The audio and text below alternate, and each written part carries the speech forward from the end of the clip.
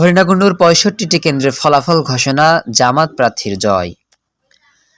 ঝিনাইদহের হরিণাকুণ্ড উপজেলার ত্রয়োদশ জাতীয় সংসদ নির্বাচনের ভোট গ্রহণ ও গণনা শান্তিপূর্ণ পরিবেশে সম্পন্ন হয়েছে। উপজেলার মোট ৬৫টি কেন্দ্রের প্রাপ্ত বেসরকারি ফলাফলে বাংলাদেশ জামাত ইসলামী মনোনীত প্রার্থী আলী আজম মোহাম্মদ আবু বকর বড় ব্যবধানে জয়লাভ করেছেন। ১২ ফেব্রুয়ারি বৃহস্পতিবার রাতে উপজেলা রিটার্নিং কর্মকর্তার কার্যালয় থেকে এই বেসরকারি ফলাফল ঘোষণা করা হয়। ফলাফল বিশ্লেষণ করে দেখা গেছে, জামাত ইসলামী প্রার্থী আলী আজম মোহাম্মদ আবু বকর দাড়িপাল্লা প্রতীকে পেয়েছেন ৬৯,৮৬৭ ভোট।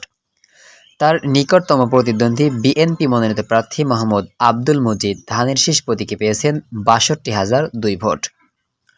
অন্যান্য প্রার্থীদের মধ্যে ইসলামী আন্দোলন বাংলাদেশ এইচ.এম. মুমতাজুর রহমান হাতপাখা প্রতীকে পেয়েছেন ১৬০০ ভোট। বাংলাদেশ কমিউনিস্ট পার্টির মোহাম্মদ আবু তোয়াব কাস্তে মার্কা প্রতীকে পেয়েছেন ৩১৫ ভোট। বাংলাদেশ সমাজতান্ত্রিক দল বাসদের মোহাম্মদ আসাদুল ইসলাম মই প্রতীকে পেয়েছেন ১০২ ভোট এবং জাতীয় পার্টির সাওগাতুল ইসলাম লাঙ্গল প্রতীকে পেয়েছেন ১৯২ ভোট। এর আগে সকাল ৮টা থেকে বিকাল ৪টা ৩০ মিনিট পর্যন্ত বিরতিহীনভাবে ভোট গ্রহণ চলে। ভোট গ্রহণ শেষে কড়া নিরাপত্তার মধ্য দিয়ে শুরু হয় গণনা কার্যক্রম। প্রতিটি কেন্দ্রের প্রিজাইডিং কর্মকর্তা ফলাফল প্রস্তুত করে সংশ্লিষ্ট রিটার্নিং কর্মকর্তার কাছে পাঠান। সহকারী রিটার্নিং অফিসার মোহাম্মদ দিদারুল আলম জানান, উপজেলার ৬৫টি কেন্দ্রেই সুষ্ঠু, অবাধ ও নিরপেক্ষ পরিবেশে ভোট সম্পন্ন হয়েছে। কোথাও কোনো অপ্রীতিকর ঘটনার খবর পাওয়া যায়নি।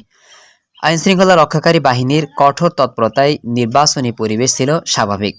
উপজেলা প্রশাসন সূত্রে জানা গেছে, এই বেসরকারি ফলাফল এখন চূড়ান্ত অনুমোদনের জন্য পাঠানো হবে এবং পরবর্তীতে সরকারি গেজেট প্রকাশের মাধ্যমে তা নিশ্চিত করা হবে।